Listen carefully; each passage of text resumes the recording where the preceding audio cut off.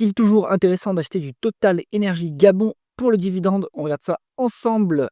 Abonnez-vous à la chaîne si ce n'est pas déjà fait. On commence avec le cours de l'action qui est au plus haut absolu, 191 euros. On n'a jamais atteint ce niveau-là. Est-ce que c'est encore le moment de s'intéresser à Total Énergie Gabon?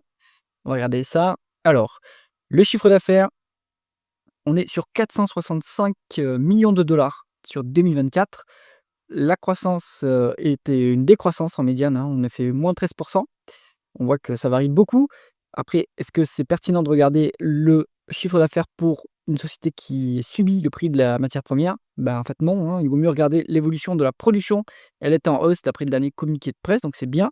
Sur 2024, on a fait 5% de croissance, donc ça, c'est bien. Est-ce que les taux de marge suivent un peu cette croissance? Alors, on a un taux de marge brut qui est très élevé, mais c'est pas significatif pour les pétroliers. Ils n'ont pas beaucoup de coûts des intrants. Par exemple, Morel et Prom a du 100% en taux de marge brut, donc on peut éviter ce taux de marge qui n'a pas de sens. Par contre, en taux de marge d'EBITDA, on a 64%. C'est excellent. Euh, Énorme efficience opérationnelle qui a beaucoup monté, hein, sur les 10 dernières années, donc ça c'est très bien. Sur le taux de marge net, là, on a, à mon avis, on a de l'exceptionnel, hein, il vaut mieux pas en tenir compte. On est au-dessus de la médiane, on a 20% de taux de marge net, c'est aussi énorme, hein, on gagne beaucoup d'argent on gagne en gros par 1 dollar de chiffre d'affaires, on gagne 20 centimes, ce qui est quand même excellent, hein. Donc les taux de marge, très bien. Sur Total Gabon, on continue avec la conversion des bénéfices nets en free cash flow. C'est une machine à free cash flow. On en a bien plus que les bénéfices nets. Est-ce qu'on est aidé par le BFR? Oui, pour 2 milliards. Excellent. L'entreprise arrive de plus en plus à faire payer ses clients avant qu'elle ne doive payer ses fournisseurs. C'est très bien. Ensuite, la dépense en capital par rapport aux dépréciations amortissement. En fait, on n'a pas de dépenses, on n'a plus de dépenses en capital par rapport aux dépréciations amortissement, hein. Donc ça signale une activité qui est mature, hein, quand même, qui est en phase de, on va dire, de rétractation. L'appareil productif est en train de diminuer puisque on ne dépense pas autant en capital que dépréciation amortissement, ce qui veut dire qu'on ne maintient pas l'appareil productif existant. Ça fait monter les free cash flow. Et ça veut aussi dire qu'à long terme, l'entreprise va être liquidée, hein, puisque on ne maintient plus et il n'y a plus d'opportunités de croissance, à mon avis. C'est ça que ça signale également. Est-ce qu'il y a des other non-cash items? Il y en a pour 5 milliards également, donc il fallait voir de quoi il s'agit. Est-ce que c'est de la dépréciation de l'exceptionnel? Rendez-vous dans les tableaux de flux de trésorerie pour comprendre toute la différence.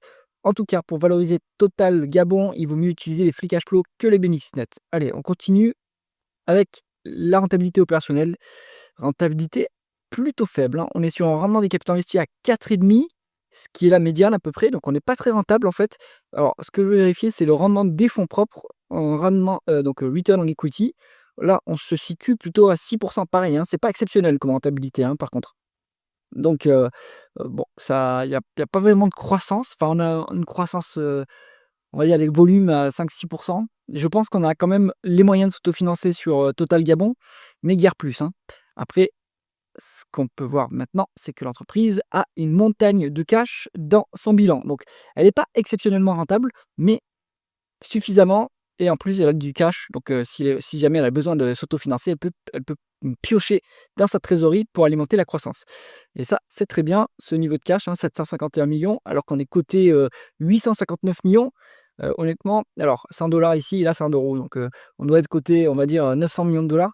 Mais vous avez 75 à 80% de la market cap qui est couverte par du cash net. Donc, exceptionnel, hein, super solide comme bilan. Du coup, ça veut dire on peut regarder aussi, on va regarder la valorisation, hein, mais ça veut dire aussi qu'on a une décote sur capitaux propres tangibles, hein, c'est le cas ici. On va regarder ça après. D'abord, on fait un petit détour sur la rémunération d'actionnaire. On va voir qu'elle est colossale sur Total Gabon. Si vous regardez le dividende qui est payé par rapport au free cash flow, donc on a payé 100 millions de dividendes contre 251 millions de free cash flow. Donc on n'a même pas versé la moitié des free cash flow en dividendes. On a une rentabilité qui est, alors, là, il y a que le dividende, ordinaire, hein. Donc, si vous faites total dividend ici, vous devez avoir, total interest, non, vous devez avoir tout le dividende ici. Hop, ils nous mettent 100 millions également. Donc, il manque le dividende spécial qui a été versé fin 2024, on était à un niveau plus élevé que ça. On était à 30% de rendement. Bon, ici, vous avez, avec le dividende ordinaire, 10,3%, ce qui est quand même assez colossal, hein. Et donc, vous avez de temps en temps des dividendes exceptionnels qui viennent encore plus augmenter cette rentabilité de l'actionnaire qui est franchement très très impressionnante. On regarde maintenant la valorisation. On se met en price to free cash flow et on est valorisé au rabais. Alors que la médiane, elle est à 3,9, c'est rien. Et on est valorisé encore moins. Alors, la médiane est à 3,6, pardon, et on est valorisé 3,9, ce qui est rien. On est valorisé 4 années de free cash flow. Donc, théoriquement, vous achetez Total Gabon. Si le management vous versez tous les free cash flow en 4 ans, vous avez un coût de revient qui est nul. Donc, bon, bah, no brainer, hein, Total Energy Gabon, là-dessus, vous avez peut-être allez, un risque géopolitique si jamais vous êtes exproprié et que l'entreprise, en fait, elle n'a plus le droit d'opérer. Mais à part ça, en 4 ans, vous avez amorti votre coût d'acquisition, donc pas de problème, hein.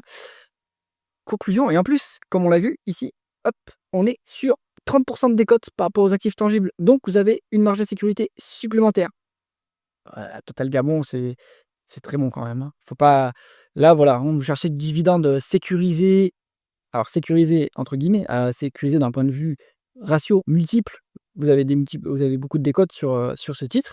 Maintenant, là, bien sûr, le risque géopolitique, avec le Gabon, hein, il peut y avoir des coups d'État dans le pays, mais en attendant, c'est pas cher de chez pas cher et ça rend du cash, de façon assez colossale. Le seul bémol de Total Gabon, c'est que c'est pas éligible au PEA et donc il faut l'avoir en compte titre. J'espère que cette vidéo vous intéressait. Si c'est le cas, mettez un pouce vers le haut et pensez à vous abonner à la chaîne. À bientôt!